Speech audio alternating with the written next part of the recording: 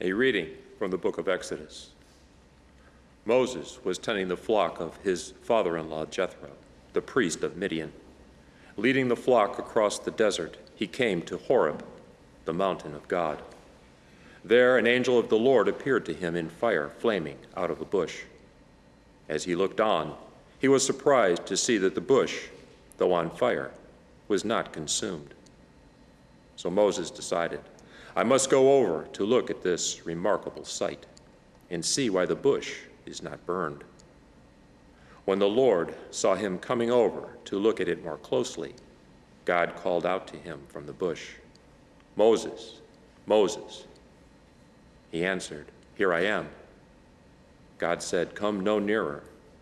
Remove the sandals from your feet, for the place where you stand is holy ground. I am the God of your father, he continued, the God of Abraham, the God of Isaac, the God of Jacob. The cry of the children of Israel has reached me, and I have truly noted that the Egyptians are oppressing them. Come now, I will send you to Pharaoh to lead my people, the children of Israel, out of Egypt. But Moses said to God, Who am I that I should go to Pharaoh and lead the children of Israel out of Egypt? He answered, I will be with you, and this shall be your proof that it is I who have sent you, when you bring my people out of Egypt. You will worship God on this very mountain. Verbum Domini.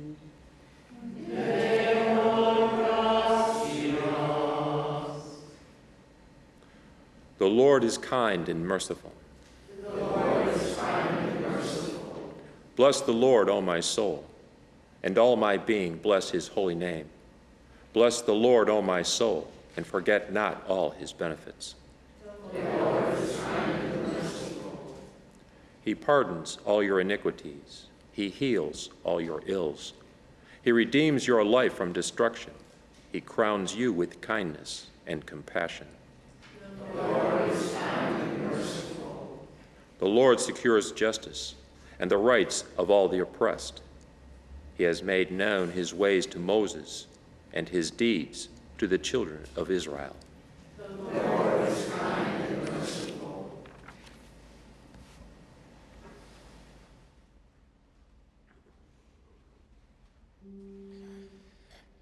Alleluia, alleluia,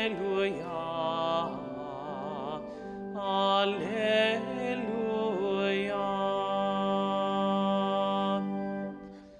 Alleluia, alleluia.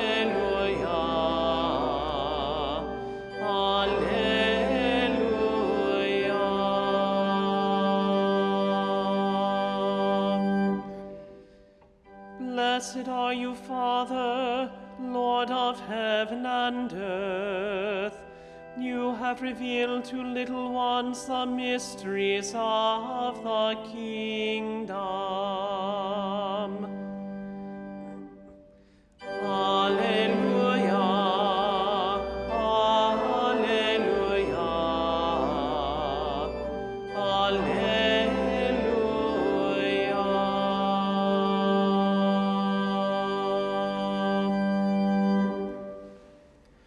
Dominus vobiscum.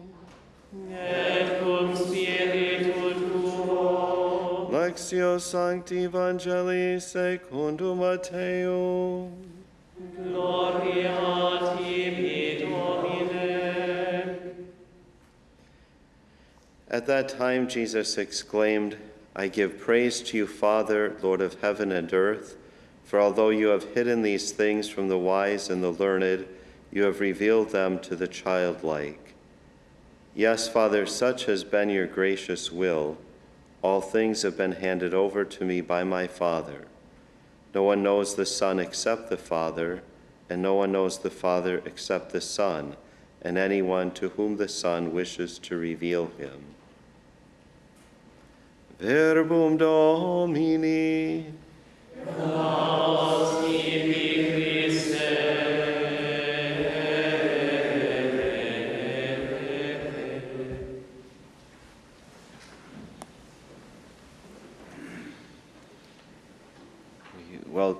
extend a warm welcome to our guest concelebrant, Father Gary Lowenstein, who is a Redemptorist priest missioned in California, and he's been here this week taping with Jeanette. And so, Father, we welcome you and hope that you will return again. And Father Sanir, who is an oblate of Mary Immaculate. All of you are familiar with his beautiful smile and his face. He's here as an intern at EWTN for this month. We also have in our congregation members of the Neo-Catechumenal Way, so we welcome you this morning. And I think it's beautiful. We see the multifaceted beauty of God in all of these different forms of religious life and lay catechetical efforts. God is so, we can't pierce the mystery, and that's what we're going to talk about today. And he reveals himself in so many different ways, and he works through his people in so many different ways to reach the souls of all mankind and bring them into a relationship and a knowledge of him. We all have to love the Lord, and he uses whatever ways he can to invite us into that, including Redemptorists and Oblates of Mary Immaculate, and even some lowly Franciscans. Can you imagine that? Now, before I lull you all into sleep, I want to read a definition of mystery given by the late Father John Hardin in his work, the Modern Catholic Encyclopedia. I want to look at this in light of what Moses encountered in the theophany, this manifestation of God in the burning bush. And Father Hardin gives this definition of mystery. He says it is a divinely revealed truth whose very possibility cannot be rationally conceived before it is revealed, and after revelation, whose inner essence cannot be fully understood by the finite mind. Now, you all just repeat that while you have coffee at McDonald's this morning. But I'm going to repeat that line. A divinely revealed truth whose very possibility cannot be rationally conceived before it is revealed, and after revelation, whose inner essence cannot be fully understood by the finite mind. The incomprehensibility of revealed mysteries derives from the fact that they are manifestations of God, who is infinite and therefore beyond the complete grasp of a created intellect. Nevertheless, though incomprehensible, mysteries are intelligible, so they make sense. Now, this is where it's different from magic. When people are performing magic tricks, they're trying to deceive and make us believe something that isn't there. Or, here's this person standing there and poof, they somehow disappear. Well, we know the person doesn't disappear, so it's trying to play on our minds somehow. But this is not what the Lord does in revealing himself. He's not trying to deceive us in any way. He's trying to manifest himself to us, and we struggle to try to understand. But he is reasonable. Everything about him makes sense and is real. But again, because of our finite minds, we cannot grasp the infinite. And then Father Hardin goes on to say one of the primary duties of a believer is through prayer, study, and experience to grow in faith, that is, to develop an understanding of what God has revealed. And so we struggle with this, and we churn it over and over in our minds and especially in our hearts to grow in what it is that the Lord has revealed or manifested to us about himself. And so this is what Moses had to do in his call, and that's what the first reading is about today, this call of Moses. Notice when he set out on his own, and we can all see ourselves in what Moses did, you might say. When the Lord calls us, he rarely moves us from here to there. In order to get us to do what he wants us to do, he kind of leads us on this path that is a little bit incomprehensible to us. It's only looking back in our lives that we say, oh yes, now I know what the Lord was doing. But at the moment, how do we say that? Usually we go to a priest or some guide and say, I don't know what the Lord is doing. We're frustrated. But again, like I said, when we look back at it, then we say, oh yes, it makes perfect sense. Because the Lord is the one who is in charge. Think about this in our vocation. That yes, the vocation is the gift that we receive from the Lord, but it's his call. Ultimately, it's his call. It's his invitation for us to follow. And so he often has to make sure that we let go of the steering wheel, or we let go of the control over it. As long as we try to drive the cart, we're going to make a mess of it. And when we free fall or surrender ourselves, that's what's important, is the surrender to the will of God. Then he can use us. Then we can be these instruments through whom he can work. Otherwise, we're always in his way, and we prevent him from working through us in the lives of other people. And so Moses, when he first went out from the court, here he is, a son of Pharaoh. The daughter of Pharaoh took him in and raised him as her son. And so he has this life of, there's great authority there and great comfort there. Who would want to leave that? And yet the Lord comes along and taps us on the shoulder. Doesn't he do this to so many of us? And we go initially kind of freely, that the Lord gives us this, whispers a little bit. And so Moses goes out, and this is what we heard yesterday, and he saw one of the Egyptians beating his own people, beating an Israelite. And he killed the Egyptian. Now, this is normally not the way of God, but the way of man.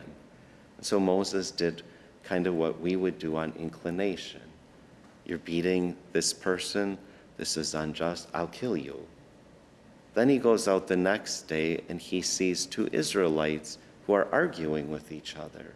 And he's ultimately going to be this instrument through whom God will bring justice and peace to these people.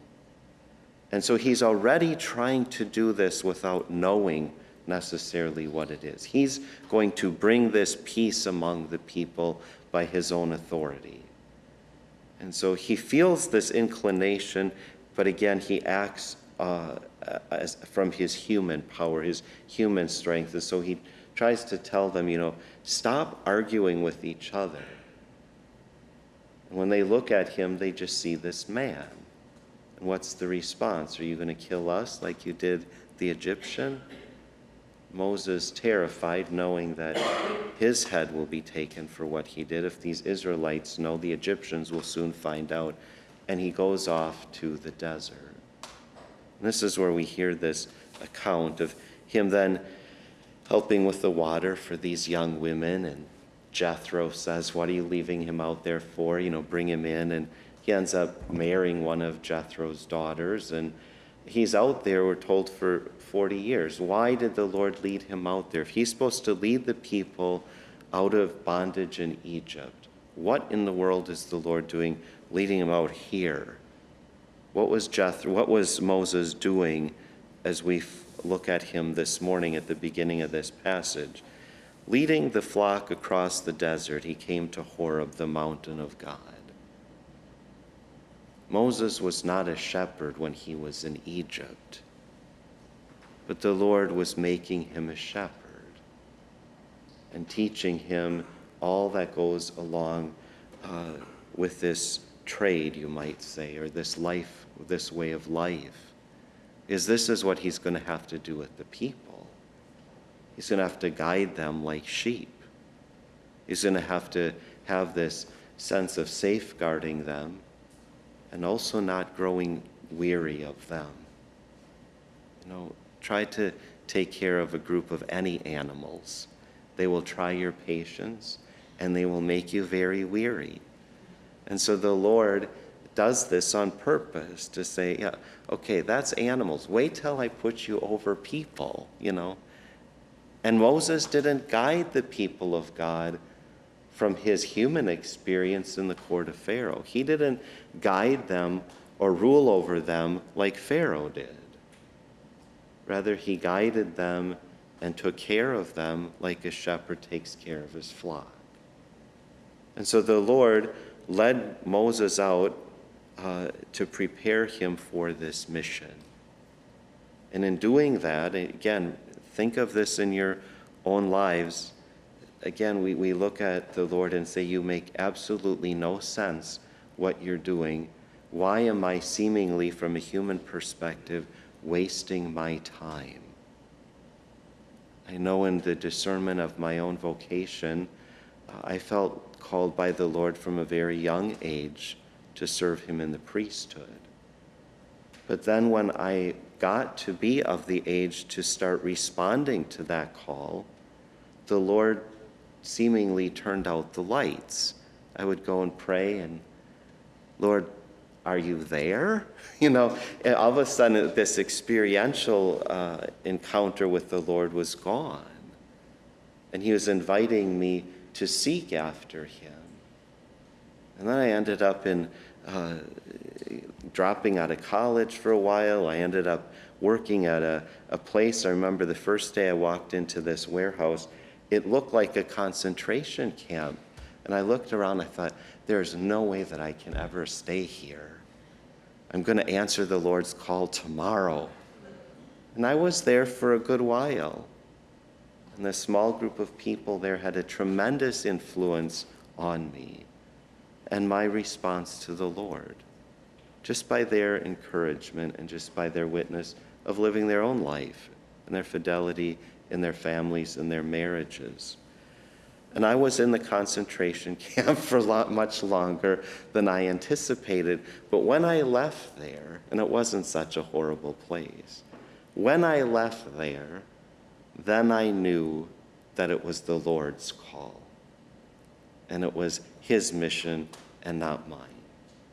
And it was through exercising patience in that experience that as I continued to try to follow what the Lord was leading me to, as I returned to college and went to seminary, entered religious life, that I could persevere in that day by day by day. And so this is what's happening to Moses then, as he's out in the desert and he encounters the Lord in the burning bush. The Lord reveals himself so often, well, not so often, always in mystery. And we're attracted to this. There's something in us that draws us to him.